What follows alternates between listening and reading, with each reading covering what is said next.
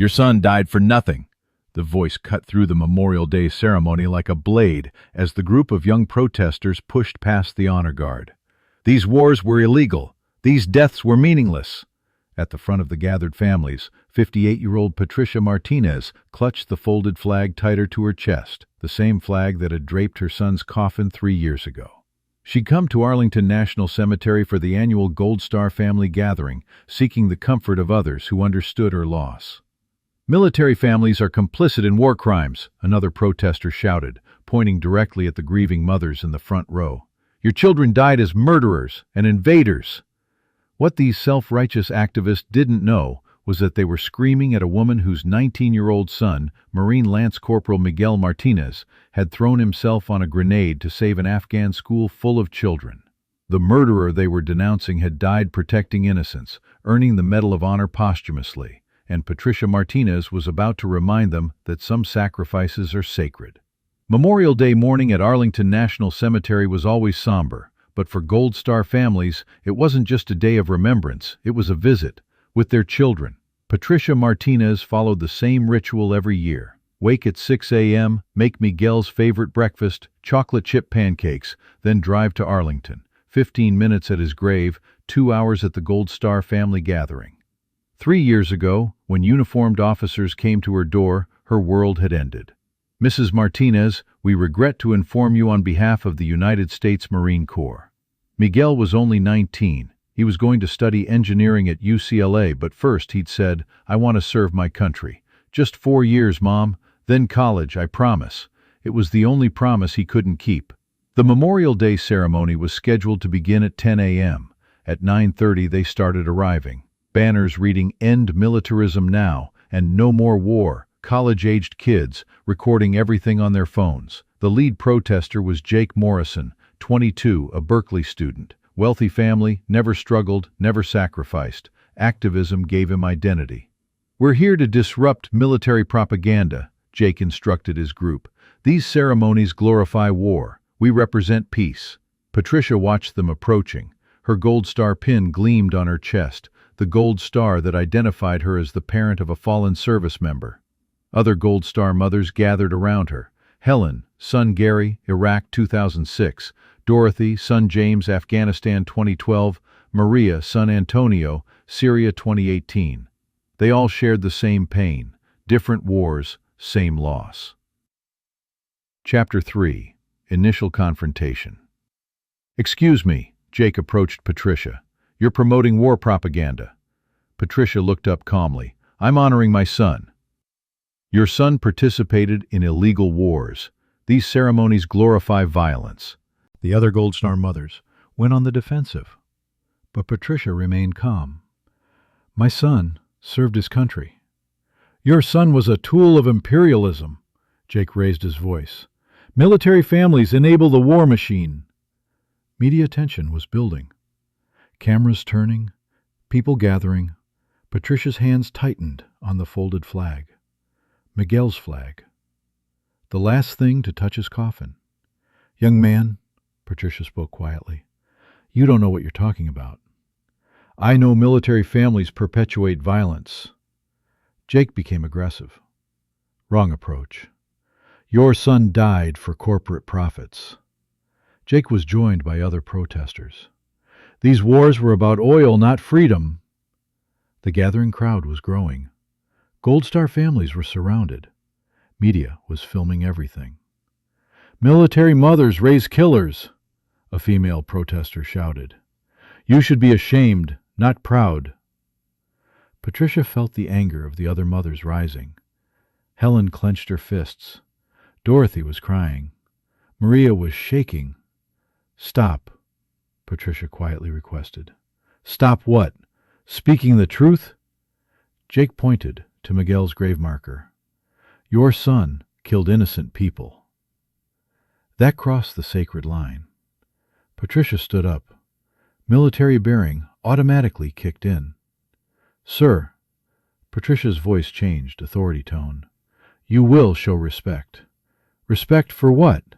For raising a murderer? The crowd gasped. Even the protesters felt the atmosphere change. Patricia reached into her purse and pulled out a thick folder. "Would you like to know about my son?" Miguel Martinez. Patricia began reading from an official document. Born December 15, 2001. Enlisted Marines, January 2020. Jake continued heckling, but the crowd began listening. First deployment, Afghanistan, March 2021. Second deployment, Afghanistan, October 2021. "See? Imperialist invader," Jake interrupted. Patricia ignored him. Mission, humanitarian aid, medical supply delivery, school construction support. The protesters' confidence was faltering. This didn't fit their narrative. Miguel specialized in community outreach. He learned Pashto, the local dialect. He worked with village elders. Patricia pulled out photos. "This is Miguel building a playground. This is Miguel teaching children English." Jake looked at the photos, confused. This wasn't the baby killer image. This photo, Patricia showed a large print, is Miguel on the day he died. Silence. March 15, 2022. Kandahar Province Village School Construction Completion Ceremony. Patricia's voice was steady, professional. She was reading from an official report. 14. Lance Corporal Martinez identified the threat first. Bomber approaching the children's group. Patricia's voice began trembling. Miguel had 3.2 seconds to react. "What did he do?" an elderly man in the crowd asked softly. Patricia looked directly at Jake. He threw himself on the bomber. Silence. Complete silence. Explosion occurred at 14:16 hours. Lance Corporal Martinez absorbed the full blast impact. Patricia continued reading the official citation.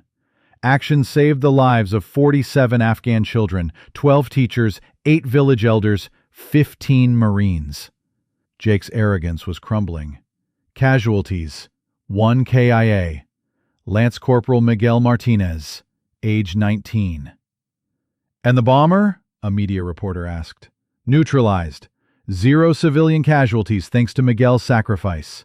Patricia pulled out another document. Medal of Honor citation, posthumous award. For conspicuous gallantry and intrepidity at the risk of life above and beyond the call of duty. Jake was completely stunned. Other protesters were backing away. "The murderer you described," Patricia looked directly at Jake, "died saving children's lives. The Medal of Honor," Patricia explained to the gathering crowd, "is the highest military decoration for extraordinary heroism." "How many receive it?" a reporter asked. "Very few. Miguel was one of only 12 recipients since the Afghanistan war began." Patricia showed the actual medal, a gold star surrounded by 13 stars. "Presented by the president personally, White House ceremony." Jake was trying to process this. His baby killer narrative was destroyed. "Miguel earned every military award possible," Patricia continued. "Combat Action Ribbon, Purple Heart, Bronze Star." "Purple Heart for what?" an elderly woman asked. "Previous injury, IED blast during a medical supply convoy, shrapnel in his leg." "But he continued serving?" "He insisted. He said the Afghan children needed help." Jake realized his imperialist killer was actually a humanitarian hero. After Miguel's death, Patricia pulled out a letter. "The village elders wrote this." She read the translated letter. "Lance Corporal Martinez died protecting our children. He gave the greatest gift, his life for theirs." The school children wrote letters. Patricia showed a stack. In English that Miguel had taught them. One letter: "Mr. Miguel saved us. We study hard for him." Another: "Miguel is hero. We remember always." Jake's worldview was shattering. These weren't oppressed people grateful for liberation. These were children whose lives a hero had saved. "The village renamed the school," Patricia continued, "the Miguel Martinez Education Center. They built a memorial." Patricia showed photos. "Afghan families visit daily." Jake realized Instead of imperialist occupation, Miguel had created lasting, positive impact. Jake looked around. The protesters had gone silent. Media was focused on Patricia. I didn't know. Jake struggled for words. You didn't ask, Patricia simply replied. But the military-industrial complex, wars for profit. Miguel died protecting children. There's no profit in that. Other Gold Star mothers stepped forward. Helen. My son Gary saved an Iraqi family from bombing. Dorothy. My son James built a medical clinic in Afghanistan. Maria. My son Antonio delivered humanitarian aid. Jake realized he'd been attacking families whose children died protecting others. Why do you protest the military? Patricia asked Jake gently. Because war is wrong. Violence is wrong. Miguel believed the same thing. Patricia surprised him. What? Miguel hated violence. He studied peace. He wanted to help people. Patricia showed more photos. Miguel tutoring inner-city kids before deployment. He volunteered at a homeless shelter. Big Brothers program. Community service. Jake was confused. Then why join the military? Because sometimes violence comes to innocent people, and someone has to stand between. Patricia pointed to the Afghan children in the photos. A bomber was targeting those children. Miguel stood between. That's not war, Patricia continued. That's protection. I want to prevent war, Jake said defensively. So did Miguel, Patricia replied. By protecting people who can't protect themselves. But invasion, occupation. Miguel never fired a weapon in combat, Patricia revealed. His MOS, combat engineer. He built schools, medical clinics, infrastructure. Jake was stunned. Never fired a weapon? His weapon was education, construction, humanitarian aid. Then why did he die in a combat zone? Because evil exists, and evil targets innocence. Patricia showed footage of the bomber. This man was targeting school children. Someone had to stop him. Miguel chose to stop him with his body. Jake was beginning to understand. But government lies. The military-industrial complex? Miguel didn't serve the government, Patricia corrected. He served people. Those Afghan children aren't the government. They're just children. The village elders aren't politicians. They're fathers protecting their families. The teachers aren't military. They're educators like you claim to be. Jake was processing this new information. You protest war from a university campus, Patricia continued. Miguel prevented war by sacrificing himself. How did he prevent war? A dead bomber can't attack other schools. Other children live because Miguel died. That's prevention through protection. Jake's ideology was cracking. Military action had actually prevented violence. What should I do? Jake asked quietly. Learn, Patricia answered simply, before you judge. How? Patricia handed him a card. Gold Star families speak at universities. Hear the real stories. Military families don't want war either. We pay the highest price. Then why support the military? Because we support our children, and they serve something bigger than themselves. Jake took the card. Will you speak at Berkeley? If students want to learn rather than protest. I think they do. Patricia smiled sadly. Miguel would have liked you. He enjoyed debates. 1 week later, Jake contacted Patricia. Would you speak to our peace studies class? About what? About real peace. How protection serves peace. About Miguel's choice, how military service can prevent violence. Patricia agreed. The lecture hall was packed. 300 students expected a confrontation. Instead, they heard the story of a young man who died protecting children. Students asked real questions. How do we distinguish protection from aggression? When is military action ethical? How do we honor sacrifice while preventing war? Patricia answered from a Gold Star mother's perspective. 6 months later, Jake organized an Understanding Military Families Symposium. Gold Star families speaking alongside peace activists. The goal? Find common ground. Both wanted violence to end. Different methods, same goal. Miguel taught me, Patricia told the audience, that peace isn't the absence of conflict. Peace is the protection of innocence. Military families don't celebrate war. We mourn its necessity. But when evil targets children, someone must stand guard. Jake introduced her. Mrs. Martinez changed my understanding of service. The military isn't about politics, it's about protection. The next Memorial Day, Jake attended the ceremony, not to protest, to honor. He brought his Berkeley Peace Studies class. Today we honor those who died protecting others, Jake addressed the group. We may disagree with politics, but we respect sacrifice. Patricia watched a new generation learning respect. Miguel's grave was covered with flowers from Afghan village children. Letters still arrived. We remember Miguel. We study hard. Miguel's death is preventing future violence through education. Jake placed a flower on Miguel's grave. Thank you for teaching us about real peace. 1 year later, Patricia established the Miguel Martinez Foundation, mission, supporting military families and peace education. Jake serves as youth outreach coordinator.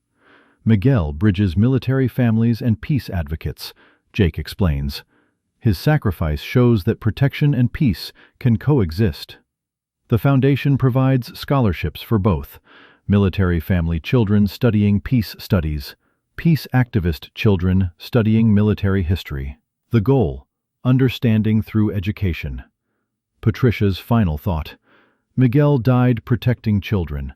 Now his story protects understanding. 3 years later, there was an Afghan school children's graduation ceremony via video link. The 47 children Miguel had saved were now graduating high school. They dedicated the ceremony to the American hero who died for us. Miguel Martinez taught us that love requires sacrifice. His sacrifice is tomorrow for our today. Patricia watched from Arlington, surrounded by other Gold Star families. Jake sat beside her, now understanding the cost of freedom. Miguel would be proud, Patricia whispered. The children he saved are becoming doctors, teachers, engineers. His death created life. His sacrifice multiplied.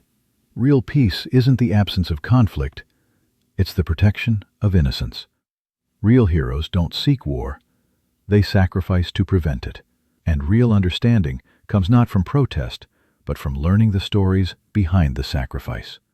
Patricia Martinez learned that sometimes the greatest peace activists wear military uniforms. And Jake learned that understanding must come before protest.